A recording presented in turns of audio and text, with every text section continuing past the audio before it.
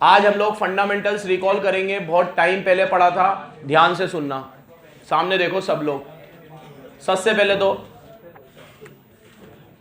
Fundamental में हम लोगों ने ये पढ़ा कि पार्टनरशिप में जब कोई बिजनेस करता है तो उसके अकाउंट्स कैसे स्टार्ट होते हैं। क्या उसके अकाउंट्स में कोई नई चीज होती है या सोल प्रोप्राइटर की तरह ही उसके अकाउंट बनते हैं। आज अगर मान लो ये कोचिंग में मैं अकेला होता तो मैं मेरे तरीके से अकाउंट बनाता। अब हम 3 लोग हैं तो हम तीनों जब अकाउंटिंग करते होंगे तो उसमें कुछ फर्क आता है, परिवर्तन होता है। तो हमें ये देखना है कि what is the change in accounting in partnership and soul trader. तो ये इसका नाम फंडामेंटल क्यों दिया गया है, क्योंकि ये आपको बेसिक बता देगा कि पार्टनरशिप अकाउंट्स के बेसिक क्या है। तो सारे बेसिक अपन ने इसमें पढ़े। उसके बाद फिर अपन ने पढ़ा कि पार्टनर अगर रेशो चेंज करेंगे तो क्या होगा, कोई नया पार्टनर एडमिशन होगा तो क्या होगा, कोई रिटायरमेंट होगा तो क्या होगा, और फिर डिसोल्यूशन पढ़ा जब फर्म क्या हो जाएगी, बंद। इसमें चेंज इन पीएसआर और डिसोल्यूशन सबसे छोटे चैप्टर है और फंडामेंटल, एडमिशन और रिटायरमेंट थोड़े बड़े चैप्टर है। तो अपन आज फंडामेंटल का कोशिश करेंगे, जितने भी बेसिक कंसेप्ट है वो सारे देख ले। ध्यान से सुनते जाना। सबसे पहले मैंने आप लोगों को बताया था कि अपन लोग जनरल एंट्री करते हैं 11th क्लास में। जनरल से क्या बनते हैं, लेजर्स बनते हैं। फिर हम लोग सब्सिडरी बुक्स बनाते हैं, कैश बुक वगैरह। फिर क्या बनती है, ट्रायल बैलेंस। और ट्रायल बैलेंस के बाद क्या बनता है, P&L एंड बैलेंस शीट, जिसे हम बोलते हैं फाइनेंशियल स्टेटमेंट। क्या बोलते हैं। और अभी मैंने तुम्हें कंपनी पढ़ाते वक्त बताया था कि कंपनी के फाइनेंशियल स्टेटमेंट में इन 2 चीज में एक चीज और ऐड हो जाती है। क्या, नोट्स टू अकाउंट तो होते ही है, और कैश फ्लो स्टेटमेंट। तो बताया था मैंने तुम्हें कि कैश फ्लो भी फाइनेंशियल स्टेटमेंट का ही पार्ट होता है, लेकिन सिर्फ कंपनी के लिए, इंडिविजुअल के लिए नहीं। अब कितनी है तो पढ़ाई अभी है, पॉज करो यार। यस, आपको जब सोल ट्रेडर की अकाउंटिंग करते हो तो पहले क्या बनाते हो, जनरल। फिर क्या बनाते हो, लेजर। फिर subsidiary book, trial balance, P&L और फिर बैलेंस शीट। अब पार्टनरशिप में एक फर्क आ जाता है। पार्टनरशिप में ट्रायल बैलेंस के बाद P&L के पहले एक अकाउंट और बनता है जिसका नाम है P&L एप्रोप्रिएशन अकाउंट। क्या नाम है, अब वो P&L एप्रोप्रिएशन अकाउंट में सिर्फ वही एंट्रीज रिकॉर्ड होती है जो पार्टनरशिप फर्म और पार्टनर के बीच में होती है। किसके बीच में होती है, पार्टनरशिप फर्म और पार्टनर के बीच। जैसे BCC हमारी पार्टनरशिप फर्म है और शब्बीर मुर्तजा अब्देली पार्टनर है, तो हम तीनों के बीच में और पार्टनरशिप फर्म के बीच में जो ट्रांजैक्शन होंगे वो कहां रिकॉर्ड होंगे, P&L एप्रोप्रिएशन अकाउंट में। किस अकाउंट में, अब इसके अंदर क्या एंट्रीज होती है पूरी यहां लिखी हुई है। फिर इसी से लेजर बनेगा, इसी से इसका क्या बनेगा, लेजर बनेगा।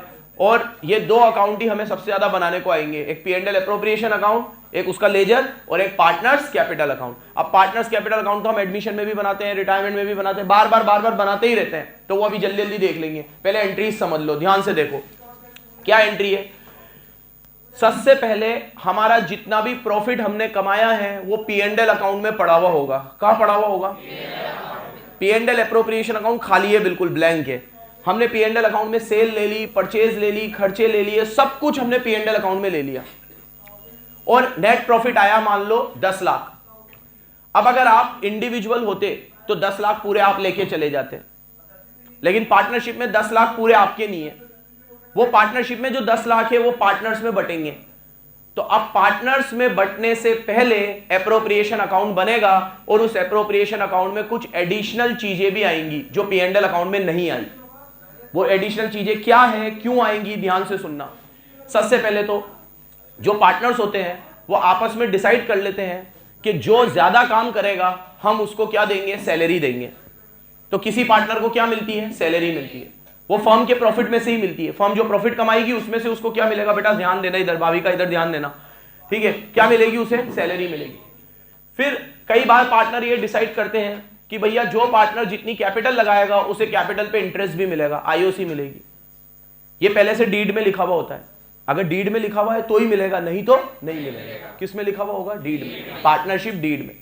अब उसमें लिखा हुआ है कि हर पार्टनर को क्या मिलेगी, IOC मिलेगी। हर पार्टनर को क्या मिलेगी, सैलरी मिलेगी। किसी पार्टनर को क्या मिलेगा, कमीशन मिलेगा। तो ये सब हमें देना है। लेकिन देने के लिए हमारे पास प्रॉफिट होना चाहिए। तो प्रॉफिट किस में पड़ा हुआ है? P&L अकाउंट में। तो हम सबसे पहले एंट्री करते हैं P&L account debit to P&L appropriation. क्या एंट्री करते हैं? सारा P&L का प्रॉफिट हम किस में डाल देते हैं? फिर हम पार्टनर को सैलरी देते हैं। तो salary account debit to partners capital, commission account debit to, IOC account debit to. अब ये जितनी भी चीजें पार्टनर को मिल रही है, क्योंकि अपन रिवीजन कर रहे हैं तो ये तो सबको याद है कि अब तो पूरी पार्टनरशिप तुमने इतनी बार पढ़ ली है, एग्जामों में पढ़ी होगी, टेस्टों में पढ़ी होगी, यहां पे इतनी बार पढ़ी है कि पार्टनर को कुछ भी मिलता है तो वो सब उसकी कैपिटल में चला जाता है। कहां चला जाता है? और उसकी कैपिटल बढ़ती है तो क्रेडिट होती है। क्या होती है? और उसकी कैपिटल अगर कम होती है तो डेबिट होती है। क्या होती है? डेबिट। कैपिटल बढ़ती है तो क्रेडिट, कम होती है तो सब कुछ उसकी किस में चला जाएगा? कैपिटल। ठीक है, अभी पहले मैं बेसिक बता रहा हूं, फिर क्वेश्चनों में कहां कहां हम अटकते हैं, क्या इंपॉर्टेंट चीजें, वो सब अभी कवर करूंगा। कंसंट्रेशन बनाए रखना तो ही मजा आएगा। तो सैलरी टू पार्टनर्स कैपिटल। अब अगर मैं इसमें आगे के चैप्टरों को भी मिक्स कर दूं, जैसे मुझे जनरल रिजर्व देना होता तो general reserve to partners capital, IFR देना होता IFR टू, P&L का प्रॉफिट देना होता P&L टू, पार्टनर को कुछ भी देना है सब क्रेडिट, तो salary to partner, commission to, IOC to. याद है जब मैंने ओरिजिनल पढ़ाया था तो कहा था 3 महीने तक ये लाइन बोलता रहूंगा कि पार्टनर को कुछ भी मिले तो क्रेडिट। अब तो पूरी पार्टनरशिप पढ़ी ली है तो याद है तुम्हें कि इतनी चीजें पार्टनर को मिलती है, जो भी मिलेगा कैपिटल क्या होगी? क्रेडिट। और पार्टनर से कुछ भी लेना हो तो डेबिट। तो पार्टनर कैपिटल टू IOD, उससे क्या लेते हैं अपन? IOD, interest on drawing. देते क्या क्या है उसे? Commission, IOC। क्या क्या देते हैं? क्या क्या देते हैं? और इस चैप्टर में लेते क्या है हम उससे? तो partners capital to IOD, interest on drawing. क्यों लेते हैं? क्योंकि कई बार कोई पार्टनर ज्यादा ड्राइंग करता है और कोई पार्टनर कम ड्राइंग करता है। तो जो ज्यादा ड्राइंग करता है उसे तो मजा आ गया कि उसको मिल रहे हैं 5 लाख और वो उठा रहा है 6 लाख, और किसी को मिल रहे हैं 5 लाख और वो उठा रहा है 4 लाख, उसको जरूरत नहीं है तो कम उठाता है। तो बेचारा जो कम ड्राइंग कर रहा है उसकी पिक्चर बनेगी, और जो ज्यादा ड्राइंग कर रहा है उसे मजे आएंगे। अब जो ज्यादा ड्राइंग कर रहा है उसके ऊपर लगाम लगाने के लिए उससे क्या ली जाती है? IOD, interest on. तो एंट्री होगी पार्टनर्स कैपिटल टू IOD। अब आपने सैलरी, कमीशन, IOC को डेबिट कर दिया, और अकाउंट्स में डेबिट माने खर्चा, सारे खर्चे क्या होते हैं? डेबिट होते हैं। और एसेट भी बढ़ती है तो क्या होती है? डेबिट होती है। अब इतनी अकाउंट्स हम पढ़ चुके हैं कि हमें ये डिफरेंस याद होना चाहिए कि क्या खर्चा है और क्या एसेट है। जैसे मैंने फर्नीचर खरीदा तो फर्नीचर भी क्या होगा? डेबिट होगा। मशीन खरीदी तो वो भी क्या होगी? डेबिट होगी। और किसी को सैलरी दी तो वो भी क्या होगी? डेबिट होगी। लेकिन सैलरी खर्चा है और मशीन एसेट है। फर्क क्या है?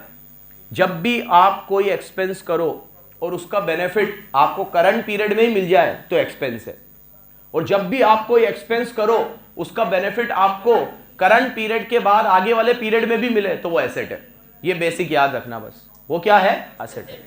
ठीक है, फ्यूचर इकोनॉमिक बेनिफिट मिल रहा है तो एसेट है, और करंट पीरियड में ही बेनिफिट मिल रहा है। अभी मान लो मैं ये सिमरिता को सैलरी दूं तो ये मेरे लिए सिर्फ इसी महीने काम करेगी, उसके बाद काम, फिर अगले महीने काम कराना है तो फिर सैलरी देनी पड़ेगी।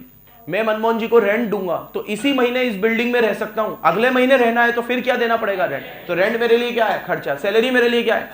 लेकिन अगर एक बार में पैसे देकर ये बिल्डिंग खरीद लूं तो ये बिल्डिंग मेरी हो गई, अब मेरे को हमेशा इस पे क्या मिलेगा? बेनिफिट मिलेगा। तो बिल्डिंग क्या है? मेरी एसेट है। कह रही है अपन टॉपिक से भटक गए।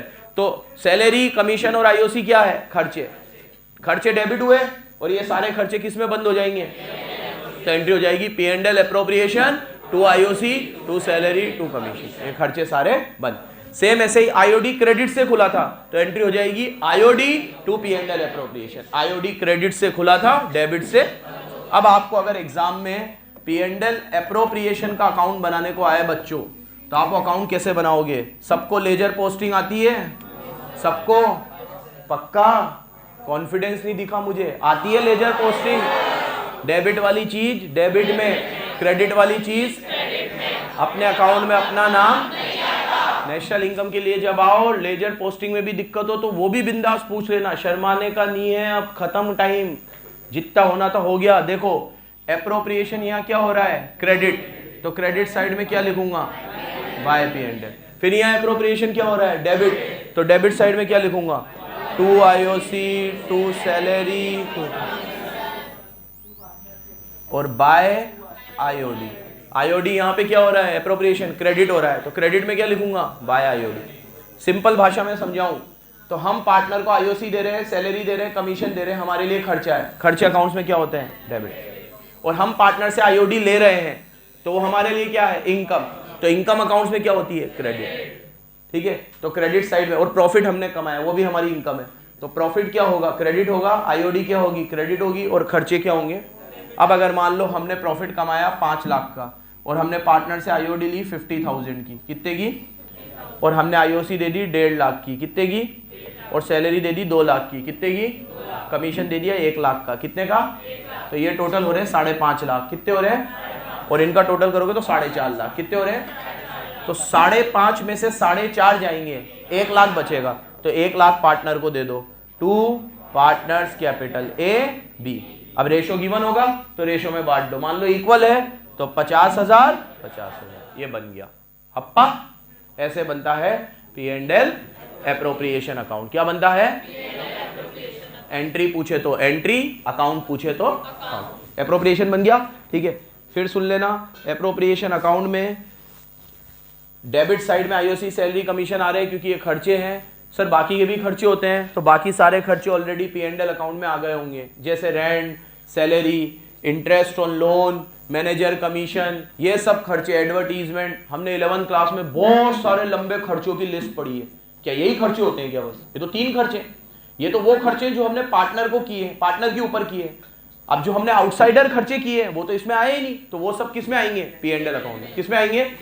2 मिनट मेरी तरफ देखो। अब यहां से कुछ ट्रिकी चीजें भी हाथों हाथ पढ़ लेते हैं। एप्रोप्रिएशन अकाउंट में सिर्फ यही चीज आएंगी और कुछ नहीं आएगा, लेकिन वो तुम्हें क्या करेगा? क्वेश्चन में जानबूझ के P&L की आइटम भी देगा। क्या देगा? जैसे वो तुम्हें दे देगा सैलरी टू मैनेजर, तो मैनेजर क्या पार्टनर है क्या? तो मैनेजर की सैलरी इसमें नहीं आएगी। वो तुम्हें बोलेगा कमीशन टू मैनेजर, तो क्या मैनेजर पार्टनर है?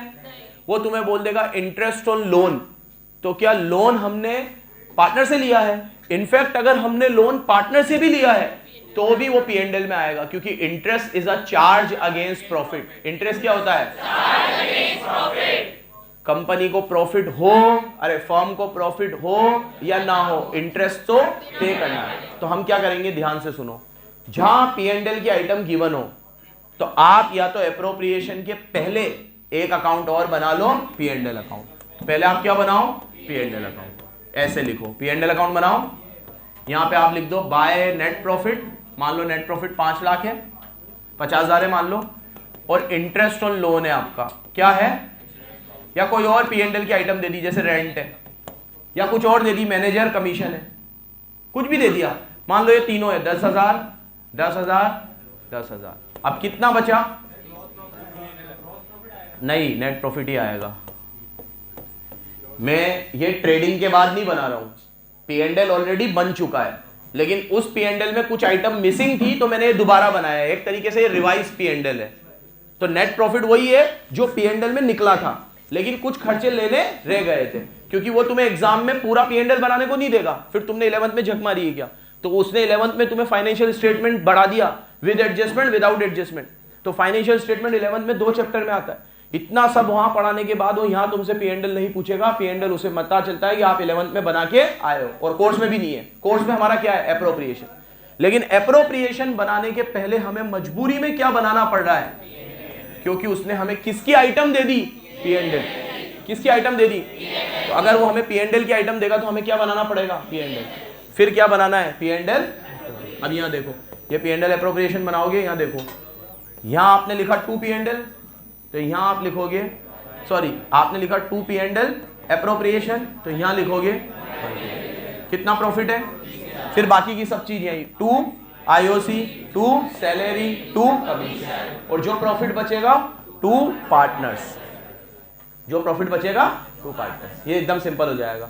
अब इसको और सिंपल करना हो तो आपका CBSE बोर्ड, RBSE बोर्ड ये भी अलाउ करता है कि आप ये P&L ना बनाओ और आप यहीं पे बाय P&L लिख के लिख दो 50, और इनर कॉलम में ही लेस कर दो, less rent, less manager commission और लेस इंटरेस्ट। तीनों कितने हैं? 10 10 10, और आउटर कॉलम में लिख दो 20। समझ में आया ये? तो आप चाहो तो पी एंड एल ना बनाकर नेट प्रॉफिट में से ही इनर कॉलम में माइनस करके भी दिखा सकते हो। ये मैं तुम्हें साथ के साथ सब स्पेशल चीजें बताता जा रहा हूं। पहले मैंने तुम्हें बताया एंट्री बेसिक क्या एंट्री है बेसिक, आईओसी देना है, आईओसी टू पार्टनर, सैलरी देना है, सैलरी टू पार्टनर, कमीशन देना है, कमीशन टू पार्टनर, आईओडी लेनी है, पार्टनर टू आईओडी, और बाद में सैलरी कमीशन आईओसी को कहां बंद कर दो, एप्रोप्रिएशन में। तो P and L appropriation to IOC to salary to commission, basic entry. फिर मैंने तुम्हें क्या बनाना सिखाया, एप्रोप्रिएशन अकाउंट। अकाउंट में क्या क्या आएगा, IOC, salary, commission. Concept number 2 हो गया हमारा।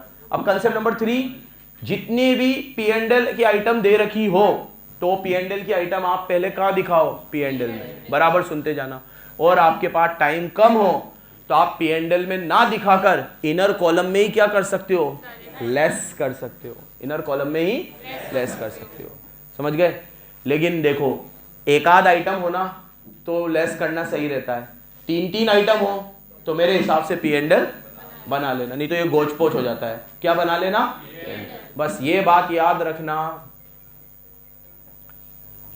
एप्रोप्रिएशन में वही आइटम आएंगी जो फर्म और पार्टनर के बीच में होती है ट्रांजैक्शन। किसके बीच में, फर्म पार्टनर के अलावा किसी को भी कुछ दे रही है तो वो किस अकाउंट में आएगी, पी एंड एल अकाउंट। ये कान खोल के सुन लेना। Interest is a exception. Interest firm partner को दे या बैंक को दे या काले कुत्ते को दे, इंटरेस्ट हमेशा पी एंड एल की आइटम है। किसकी आइटम है, इंटरेस्ट हमेशा किसकी आइटम है। जहां तुम्हें दिख जाए इंटरेस्ट ऑन लोन, किस में दिखाओगे, पी एंड एल।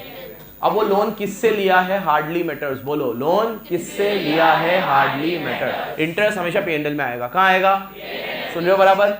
अब और बाकी के खर्चे पी एंड एल, पूरा पी एंड एल बताने नहीं बैठूंगा, 11th में बनाया है। बस आप तो ये याद रखो एप्रोप्रिएशन में क्या आता है, आईओसी, सैलरी, कमीशन, और जो प्रॉफिट बच जाता है वो खत्म। ये हो गया हमारे concept number 3। Concept number 1 entries बताई, concept number 2 appropriation, concept number 3 P and L की item, concept number 4 partners capital account. क्या, पार्टनर्स के कैपिटल अकाउंट 2 बनते हैं, एक फिक्स्ड और एक फ्लक्चुएटिंग। अब तुम्हें पार्टनर के कैपिटल अकाउंट पूरे पार्टनरशिप में काम आए हैं। बार बार कैपिटल अकाउंट बनाया है तुमने, बनाया नहीं बनाया, हर चैप्टर में बनाया है, डिसोल्यूशन में भी बनाया है। तो अभी तुम्हें मैं रिवाइज कराऊं तो मैं पूरा ही रिवाइज करा दूं कि कैपिटल अकाउंट कैसे बनता है, तो एक लाइन में रिवाइज हो जाएगा। पार्टनर को कुछ भी मिल रहा है क्रेडिट, पार्टनर से कुछ भी लेना है डेबिट, एक लाइन में रिवाइज हो गया। और शुरुआत ओपनिंग बैलेंस से करनी है। किससे करनी है, और ओपनिंग बैलेंस हमेशा क्रेडिट साइड में आएगा। कहां आएगा, क्योंकि कैपिटल हमेशा लायबिलिटी होती है। क्या होती है, लायबिलिटी के बैलेंस कहां से शुरू होते हैं, क्रेडिट से शुरू होते हैं। कहां से शुरू होते हैं, अगर कैपिटल अकाउंट बनेगा तो देखो, जब कैपिटल फिक्स्ड होती है तो 2 अकाउंट बनते हैं, एक कैपिटल अकाउंट, लेकिन फ्लक्चुएटिंग होती है तो एक ही बनता है, पार्टनर्स कैपिटल अकाउंट। तो पहले अपन बनाएंगे पार्टनर कैपिटल अकाउंट। कैसे बनेगा, यहां देखो, क्रेडिट डेबिट, 2 पार्टनर है, मान लो ए बी, 2 पार्टनर है ए बी। इसके परफॉर्मा वर्फॉर्मा सब आपकी कॉपी में लिखे हुए, जिसके ना लिखे वो किसी से लेके कॉपी कर लेना है ना, अच्छे से नीट एंड क्लीन, सब कंसेप्ट याद है आपको, है ना। अभी एकदम फास्ट फॉरवर्ड रिवीजन कर रहे हैं सारे कंसेप्ट का। तो कंसेप्ट 4 चल रहा है हमारा, कंसेप्ट 4। यहां देखो, कैपिटल अकाउंट बनाना है, सिर्फ इस चैप्टर में नहीं, कोई भी चैप्टर में बनाना हो, सबसे पहले क्या लिखोगे, बाय बैलेंस बीडी। क्या लिखोगे, मान लो इसकी ओपनिंग कैपिटल है 5 लाख और इसकी है 4 लाख, ये ओपनिंग कैपिटल। अब बस एक बात का ध्यान रखना, अगर मैं क्वेश्चन में बोलूं A and B commence business, तो उन्होंने अभी बिजनेस शुरू किया है। तो जब आपने बिजनेस ही अभी शुरू किया है तो आप बाय बैलेंस की जगह क्या लिखोगे, बाय बैंक लिखोगे, क्योंकि नया बिजनेस है तो बैलेंस कहां से आया, अभी शुरू किया है, तो बाय बैलेंस की जगह, बस इतना सा बताना है, बाकी सब तुम्हें याद है। अब जो भी पार्टनर को मिले, जो भी, सब क्रेडिट, जैसे आईओसी मिले बाय आईओसी, सैलरी मिले, कमीशन मिले, प्रॉफिट मिले, पी एंड एल एप्रोप्रिएशन, आगे के चैप्टर की चीजें भी जोड़ दूं, जनरल रिजर्व मिले, आईएफआर मिले, वो पार्टनर गुडविल लेके आता है तो बाय प्रीमियम फॉर, याद आ रहा है, अभी वो भी रिवाइज करेंगे, सब जोड़ लो सब। अब तो रिवीजन में मेरे पास सबसे अच्छा तरीका है हर पूरी पार्टनरशिप एक साथ बताने का। उस समय थोड़ी बता सकता था, लेकिन अब तो पढ़ चुके हो सब कुछ। और जो भी चीज मिलेगा सब कहां आएगा? क्रेडिट में। तो अब भैया कैपिटल अकाउंट में गलती मत करना, इतने इतने हाथ जोड़ रहा हूं, पार्टनर को कुछ भी मिले सब कहां आएगा? लेकिन इसमें एक ट्विस्ट सुन लो। मान लो पार्टनर कोई एसेट लेके चला जाए, इसमें क्या बच्चा कंफ्यूज हो जाता है। जैसे ये मोबाइल मुझे अच्छा लगा, ठीक है, मैं उसे हर बैच में एक आध बच्चा तो ये डाउट पूछता ही है कि सर ये मोबाइल मुझे अच्छा लगा तो मैं मोबाइल लेके चला गया। तो आपने कहा था सर पार्टनर को कुछ भी मिले तो क्रेडिट, तो ये क्रेडिट नहीं होगा, ये डेबिट होगा, क्योंकि वो मोबाइल लेके जा रहा है तो वो अपनी कैपिटल को कम करवाएगा, क्योंकि उसे किसी हिस्से के तहत मोबाइल नहीं मिला है। जो मोबाइल मैं लेके जा रहा हूं, ये तो मुर्तजा सर, अब्दुल्ली सर भी ले जा सकते हैं। मैंने कहा मेरे को अच्छा लग रहा है, मैं ले जा रहा हूं, वो बोलेंगे हम भी ले जाएंगे, हमें भी अच्छा लग रहा है। भैया तू ले जा रहा है तो तू तेरी कैपिटल में से माइनस करवा, तो पार्टनर एसेट लेके जाएगा तो डेबिट होगा, और यहां एसेट का नाम आएगा। जैसे मोबाइल है तो मोबाइल, फर्नीचर है तो मशीन है तो। ये मैं साथ के साथ बताता जा रहा हूं कहां कहां हमसे गलती हो सकती है। तो रूल नंबर 1 क्या है? पार्टनर को कुछ भी मिले तो क्रेडिट होगा, लेकिन जो मिल रहा है उसके हिस्से का होना चाहिए। बोलो तो, अगर वो अपने हिस्से के बिना की चीज ले जाएगा जो उस पे उसका हक नहीं है, तो उसकी कैपिटल क्रेडिट नहीं होगी, क्या ये बात समझा पा रहा हूं मैं पीछे तक? अगर रिजर्व में मेरा हिस्सा है, मैं ले जा रहा हूं, अच्छी बात। आईओसी में मेरा हिस्सा है, मैं ले जा रहा हूं। सैलरी में मेरा हिस्सा है, मैं ले जा रहा हूं, तो मेरी कैपिटल क्या होगी? क्रेडिट होगी। अरे अम्मार सुन ले, लेकिन अगर जिस पे मेरा हक नहीं है मैं वो चीज ले जा रहा हूं, तो मेरी कैपिटल क्रेडिट नहीं होगी, बल्कि उल्टा डेबिट होगी। मेरी कैपिटल क्या हो जाएगी? कम हो जाएगी। अब सेम ऐसे ही कैपिटल बढ़ने के तो बता दिए ये होती है, कम कब होती है? आईओडी से, इस चैप्टर में, और आगे के चैप्टरों में भी बता दूं। P&L का लॉस आया तो 2 P&L, एडवर्टीजमेंट में लॉस है 2 एडवर्टीजमेंट, गुडविल राइट ऑफ करी है 2 गुडविल। और जिन जिन चीजों से मेरी कैपिटल कम होती है वो डेबिट में आएगा, और जिन जिन चीजों से मेरी कैपिटल बढ़ती है वो क्रेडिट में आएगा। कैपिटल अकाउंट सब लोग बना सकते हो, चाहे ये चैप्टर हो या आगे के कोई भी चैप्टर हो। थीम क्या रहेगी? जो भी मिल रहा है सब क्रेडिट, और जिससे कैपिटल कम हो रही है सब। बढ़ू आगे। ये कब होगा? जब पार्टनर की कैपिटल फ्लक्चुएट होगी। बेटा तुझे समझ में आ रहा है? पीछे भाविका और किस किस ने ये फर्स्ट टाइम पढ़ा है? तूने बेटा, अनुष्का, यहाँ से नवाज, पक्का पक्का बेटा, बालक, छोटू बालक आ रहा है? तो आई गए थे सब ऑलमोस्ट। तूने ही पहली बार पढ़ा है ना? तेरे से पूछ रहा हूँ खनक, फर्स्ट टाइम पढ़ाई है तूने? लेट आए थे ना अपन, कहीं गए थे ना घूमने? चलो देखो क्या बात कर रही है। सारी चीजें जो भी पार्टनर को मिलेगी क्रेडिट साइड में आएगी, और जो भी पार्टनर से लेना है सब डेबिट साइड में आएगा। ये तो बन गया कैपिटल अकाउंट। क्या बन गया? जब कैपिटल क्या हो? फ्लक्चुएटिंग। क्या हो? अब सामने देखो, अब कैपिटल क्या हो? फिक्स्ड हो। फिक्स्ड हो तो फिक्स्ड में फिर 2 बनेंगे, एक कैपिटल अकाउंट और एक करंट अकाउंट। क्यों फिक्स बनेंगे? 2 बनेंगे, सुन लो बराबर ध्यान से। सामने सामने कंसेप्ट नंबर 4 चल रहा है ये सामने। जब भी पार्टनर की कैपिटल फिक्स्ड होती है तो पार्टनर ये मान के चलते हैं कि हमें जो मेन कैपिटल हमने हमारे बिजनेस में लगाई है, हम सिर्फ उसे कैपिटल अकाउंट में दिखाएंगे, बाकी कूड़ा कचरा हम करंट अकाउंट में फेंकेंगे। क्योंकि उनकी फिलॉसफी ये है कि पार्टनर जो अपने घर से लाया है, असल मायने में कैपिटल तो वही है, बाकी उसे जो भी फर्म से मिला है वो तो फर्म से ही मिला है, तो वो फर्म से मिलने वाले पैसे को करंट अकाउंट में दिखाते हैं। ये सिर्फ नजरिए का फर्क है। जैसे हम लोग अलग नहीं बनाते, हम तो एक ही बनाते हैं, पार्टनर कैपिटल अकाउंट। ठीक है? हेलो हेलो, हाँ। अब देखो 2 अकाउंट बनेंगे, एक कैपिटल अकाउंट और एक करंट अकाउंट। अब जब करंट कैपिटल अकाउंट बनेगा, यहां देखो तो कैपिटल अकाउंट में क्या आएगा? ये ए है, ये बी है, ठीक है, ये ए है, ये बी है। तो सबसे पहले यहां आएगी बाय बैलेंस बीडी। क्या आएगा? Opening capital. अब वो और कैपिटल लेकर आया तो बाय बैंक, और मान लो उसने कैपिटल विड्रॉ कर ली और बचावा टू बैलेंस सीडी। तो इस अकाउंट में 4 लाइन से ज्यादा और कोई चीज नहीं है। एक तो उसका ओपनिंग बैलेंस, एक वो एडिशनल कैपिटल लाया है तो वो, और एक उसने कैपिटल विड्रॉ करी है तो वो, और कुछ भी कैपिटल अकाउंट में नहीं है। बाकी सब कुछ कहां जाएगा? यहां देखो। अब करंट अकाउंट में क्या जाएगा? यहां देखो, ये करंट अकाउंट खुलेगा, सैलरी मिलेगी बाय सैलरी, कमीशन मिलेगा बाय कमीशन, प्रॉफिट मिलेगा बाय P&L एप्रोप्रिएशन, आईओडी आएगी टू आईओडी, ड्राइंग करेगा टू ड्राइंग। फिर और आगे के चैप्टरों को भी जोड़ दूं तो जर्नलिज्म मिलेगा, IFR मिलेगा, P&L का लॉस आएगा, P&L का प्रॉफिट आएगा। भैया साथ में ही बना रहा हूं कैपिटल अकाउंट, साथ में ही बना रहा हूं। कैपिटल अकाउंट में रत्ती का फर्क नहीं आएगा। मुझे ढंग से सुन लिया तो 5 चैप्टर के कैपिटल अकाउंट बना लिए हमने। कितने चैप्टर के कैपिटल अकाउंट में? प्लीज फिर बोल रहा हूं, तीसरी बार बोल रहा हूं, आज के लेक्चर में गलती मत करना। कैपिटल अकाउंट में कोई भोंट बुद्धि ही गलती कर सकता है, क्योंकि इसकी थीम सेम है। थीम सेम है। एक होता है ना 50 ट्रांजेक्शन दूं तुम्हारे सामने, तो 50 ट्रांजेक्शन की 50 एंट्री हो तो याद रखने में दिक्कत। यहां मैं तुम्हें 50 ट्रांजेक्शन दूं लेकिन थीम सेम है। क्या थीम है? पार्टनर को कुछ भी मिल रहा है तो क्रेडिट साइड में आएगा, और पार्टनर की कैपिटल कम हो रही है तो डेबिट साइड में आएगा। ठीक है? और नाम भी याद नहीं रखना। मैं कह रहा हूं जर्नलिज्म मिल रहा है तो बाय जर्नलिज्म, मैं कहूंगा सैलरी मिल रही है तो बाय सैलरी, मैं कहूंगा कमीशन मिल रहा है तो बाय। नाम भी याद नहीं रखना। तो जो मिल रहा है सब क्रेडिट में, और जितना भी कैपिटल कम करेगा जो भी चीज वो, समझ गए बराबर?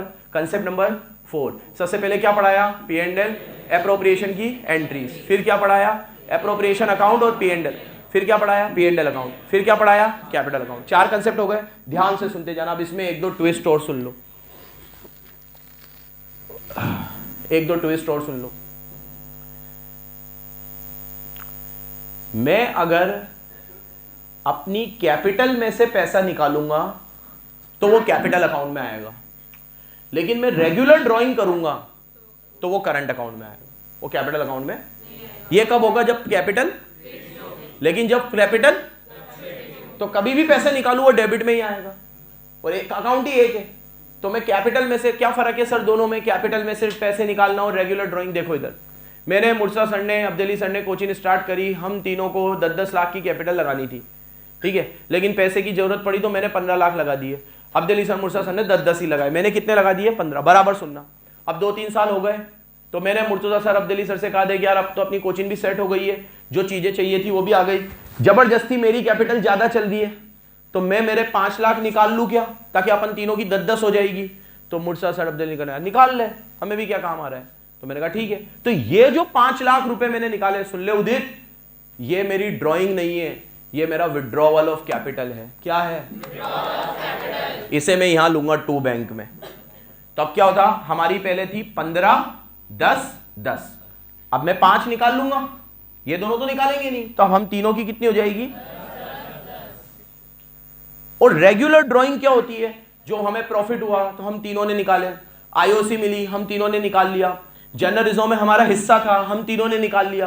तो जो हम रेगुलर ड्राइंग करेंगे वो करंट अकाउंट में आएगा बच्चों। कहां आएगा? और जो कैपिटल में से ड्राइंग करूंगा वो कैपिटल अकाउंट में। That's the basic difference. पीछे समझ में आई ये बात? हाँ।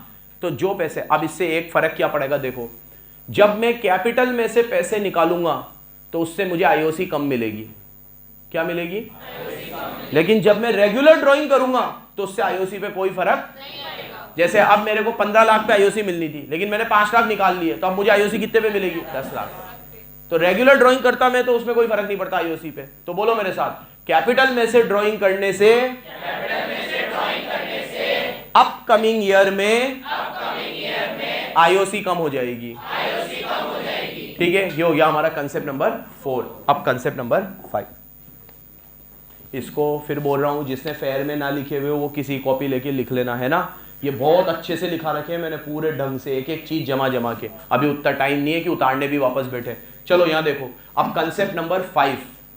कंसेप्ट नंबर 5 को मैंने नाम दिया है कैलकुलेशन ऑफ वेरियस आइटम्स।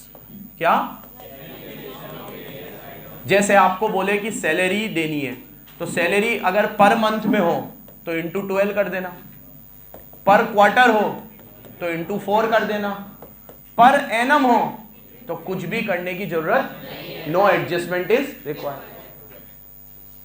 ये कैलकुलेशन करनी है हमें। अभी मैं बोलूं कि ए को सैलरी मिलेगी 10,000 पर मंथ, तो इंटू 12 कर देना। ए को सैलरी मिलेगी 10,000 पर क्वार्टर, इंटू 4 कर देना। ए को सैलरी मिलेगी 10,000 पर एनम, कुछ भी करने की जरूरत नहीं है। सुन रहे हो बराबर? नेक्स्ट, अब सैलरी के बाद अगली चीज आती है आईओसी। आईओसी की कैलकुलेशन याद रखना मंथ के हिसाब से होगी। कैसे होगी?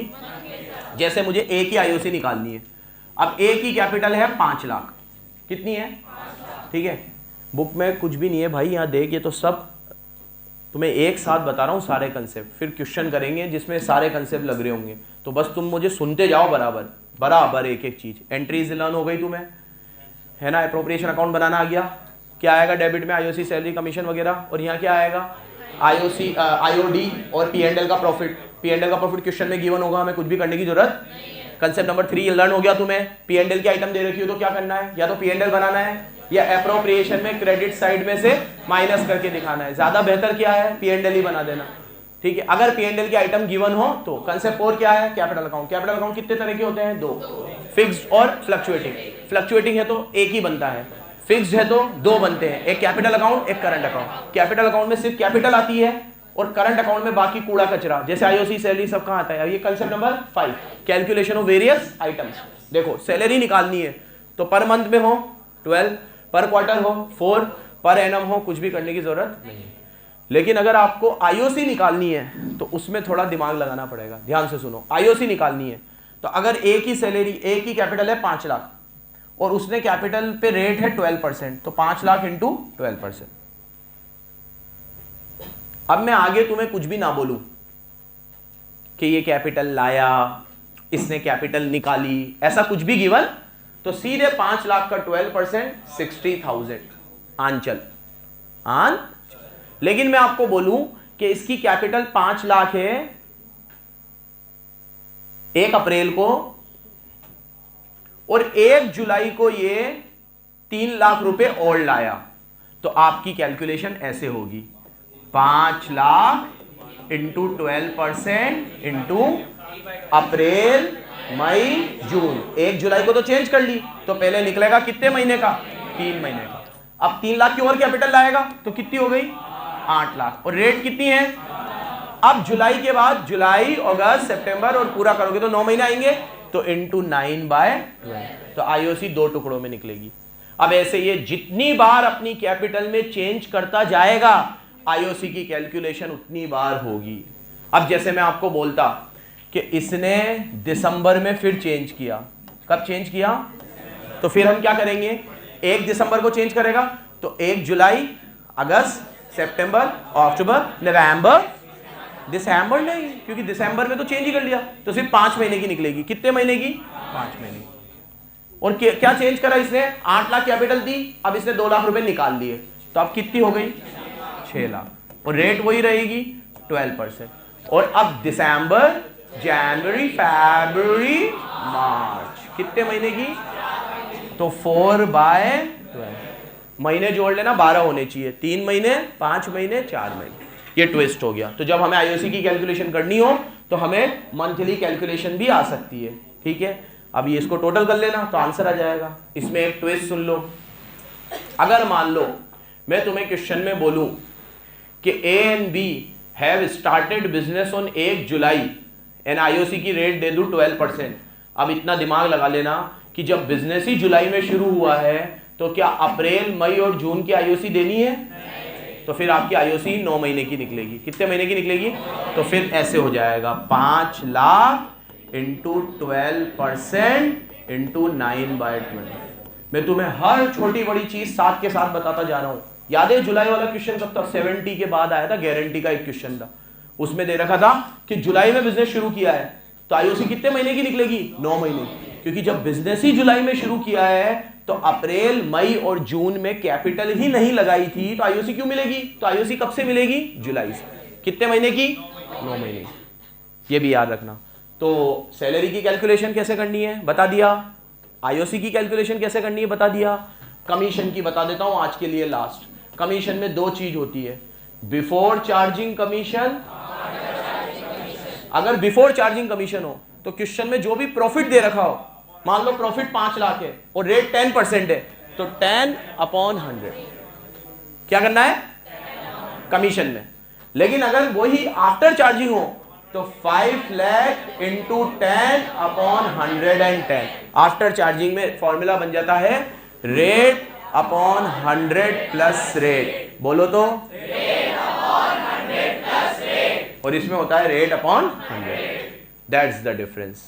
समझ गए? कमीशन में क्या करना है? कमीशन हमेशा याद रखना प्रॉफिट पे देते हैं। किस पे देते हैं?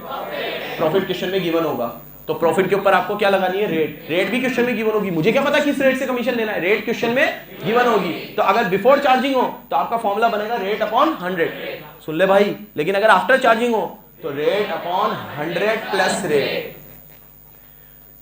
कमीशन की कैलकुलेशन बता दी, सैलरी की बता दी, आईओसी की बता दी। आईओडी में तो 12 फॉर्मूले हैं तो टाइम लेगा, कल देखेंगे। एक छोटी सी चीज और आज बता के खत्म कर रहा हूं। इसमें कई बार वो क्वेश्चन में आपको प्रॉफिट देगा 5 लाख और बोल देगा profit is after charging salary, ऐसे लिख देगा कि इसमें उसने सैलरी ऑलरेडी चार्ज कर दी है। भाई तुम्हारी क्लास हो गई हो तो चल जाओ बाहर, चल जा बेटा। अगर मैं आपको बोल दूं कि इसमें ए को सैलरी देनी थी और ए की सैलरी कितनी थी? 60,000, और ये जो प्रॉफिट है इसमें ऑलरेडी सैलरी चार्ज कर रखी है, तो आपको उसे वापस से ऐड करना है।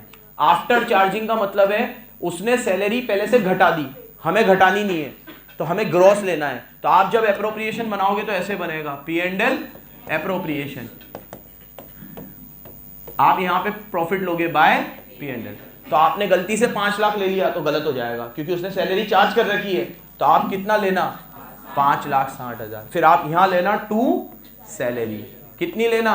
60। तो आप 5/60 में से 60 हटाओगे तो अपने आप। लेकिन आप अगर वहां 5 लाख लेते और 60 हटाते तो कितना हो जाता? 440। तो ए की सैलरी 2 बार माइनस हो जाती। ए की सैलरी 2 बार माइनस हो जाती। तो मोरल ऑफ द स्टोरी बोलो मेरे साथ, अगर एप्रोप्रिएशन की कोई भी आइटम उसने प्रॉफिट में से चार्ज करके दी है तो हमें वो दोबारा ऐड करनी है, ताकि हमें एक्चुअल प्रॉफिट पता चल सके। ये बात ऐसी की ऐसी याद रह जाएगी आपको। अगर मैं बोलता आफ्टर चार्जिंग आईओसी है तो आप आईओसी भी वापस, मैं बोलूँ आफ्टर चार्जिंग कमीशन है और कमीशन अमाउंट में दे देता मैं आपको, तो वो कमीशन मतलब कोई भी चीज अगर मैं आफ्टर चार्जिंग करके दूं तो आप उसे वापस से ऐड करना, क्योंकि हमें वो ग्रॉस में चाहिए, क्योंकि हमें खुद लेस करना आता है। हम यहाँ सैलरी लिखेंगे तो वो अपने आप 5/60 में से 60 जाएगा तो कितने बचेंगे?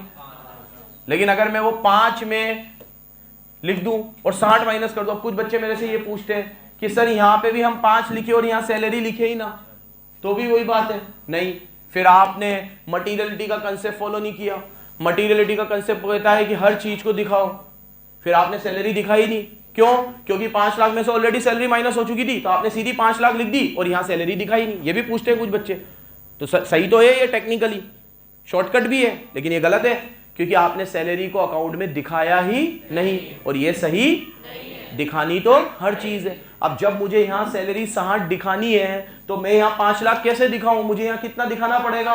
5/60, क्योंकि सैलरी 60 की मुझे डिडक्ट करनी है। काफी है। कितने कंसेप्ट पढ़े? 5। पहले P&L एप्रोप्रिएशन की आइटम्स, फिर एप्रोप्रिएशन का अकाउंट, फिर P&L का अकाउंट, फिर कैपिटल अकाउंट, फिर कैलकुलेशन ऑफ वेरियस आइटम्स। किस किस की? सैलरी की कैलकुलेशन, आईओसी की कैलकुलेशन, कमीशन की कैलकुलेशन। और अगर आफ्टर चार्जिंग प्रॉफिट दे रखा है तो फिर उसका क्या करना है। धन्यवाद। बंद कर पहले।